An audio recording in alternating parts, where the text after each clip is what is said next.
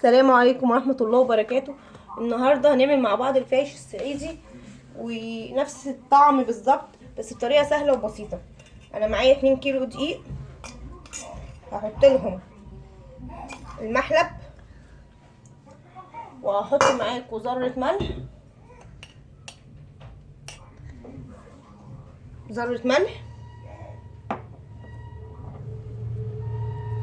سكر بودرة،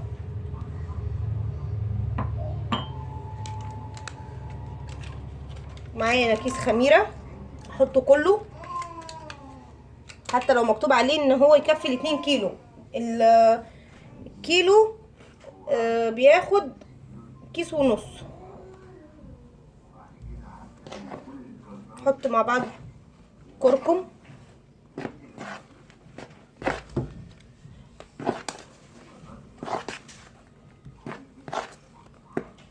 واحنا كده حطينا السكر والدقيق والخميره والملح والمحلب. هنبتدي كمان نحط بقى الحاجات السايله معانا ونعجن ونقول بسم الله كده. كوبايه لبن كبيره بمقام نقول مثلا 300 جرام.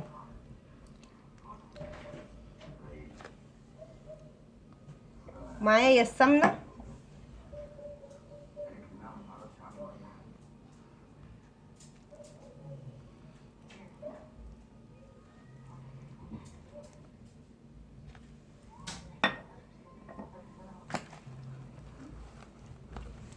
الخميره بتاعتي بقى اللي انا عاملاها دي، الخميره اللي انا عاملاها ليه مخصوص عشان تجيب نفس الطعم الصعيدي اللي احنا بنحبه.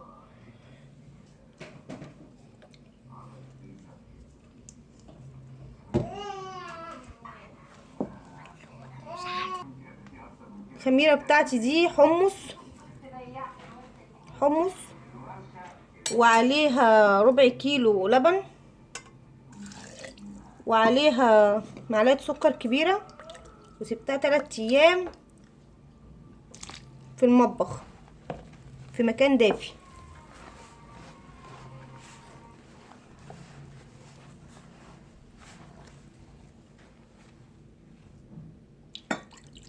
ميه سخنه للعجن،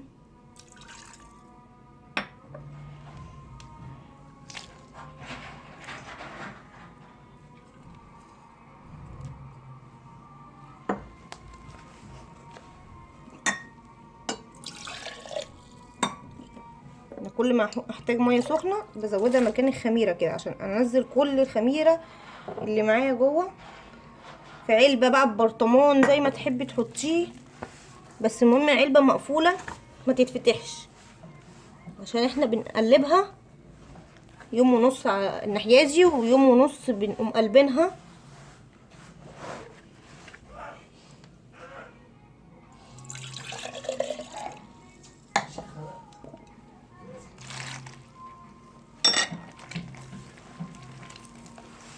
نعجن بقى كويس كده.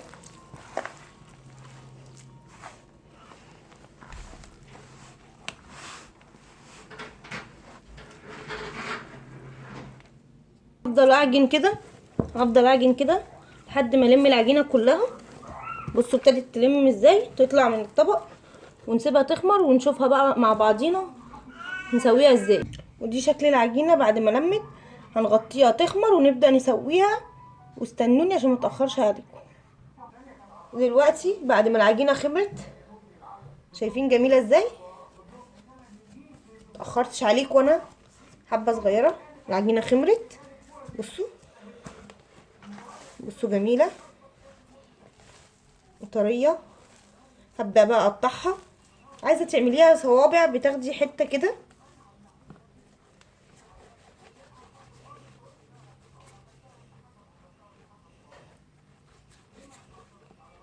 كده، بنحطها جنب بعض بتبقى صوابع. اول ما تستوي بنفتحها وتنزل صوابع صحيحه. الطريقه الاسهل ان احنا هنعمل ايه، يعني الصاج بتاعنا، واخد حته حلوه كده واعملها فطيره قرصه صغيره، وارجع بعد كده ناخد حته كده، ريحتها ما شاء الله خمرانه وجميله قوي.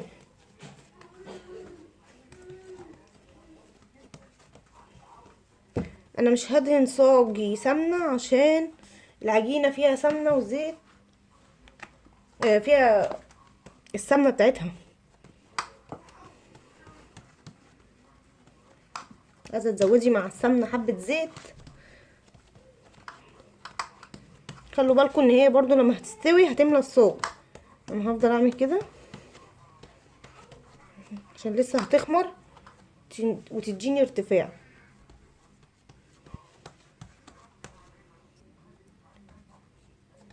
زي ما انتم شايفين انا فردتها كده، ما عملتهاش يعني مدوره قوي، فدام انا عندي المساحه عملتها طويله كده عشان لما اخرطها كده كده بالسكينه تبقى احلى.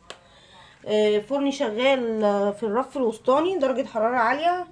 الشوايه برضو هشغلها بس بسيط، واحطها مفيش 10 دقايق، اقل من كده كمان، نتابع الفرن هتستوي. وهوريها لكم لما تستوي، وانا هكمل هفرد بقيه الفطاير ونشوف لما هتستوي تبقى عامله ازاي. استنوني. دلوقتي بعد ما استوت معانا الفطيره اللي احنا عملناها، بصوا ماسكاها لكم سخنه سخنه لسه طالعه من الفرن. بصوا هي احمرت شويه بس مش هتفرق، ده برضو هينفعني لما اجي انشفه، هيريحني كتير. بصوا محمصه. انا بقى هبدا عشان ما اطولش عليكم، دي اتلسعت. هوريكم بس ايه انا هبدا اعمل ايه عشان لما ارجع.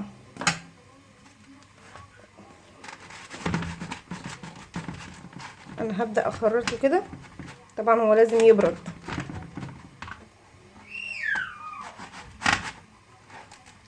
سخنه قوي، مستويه وجميله وريحتها حلوه قوي.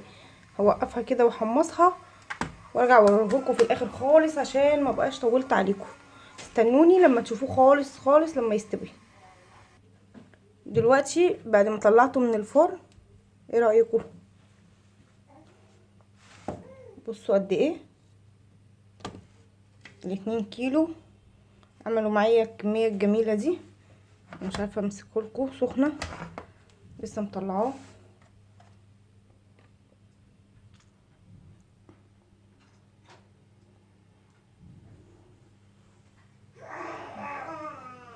ايه رايكم في شكله؟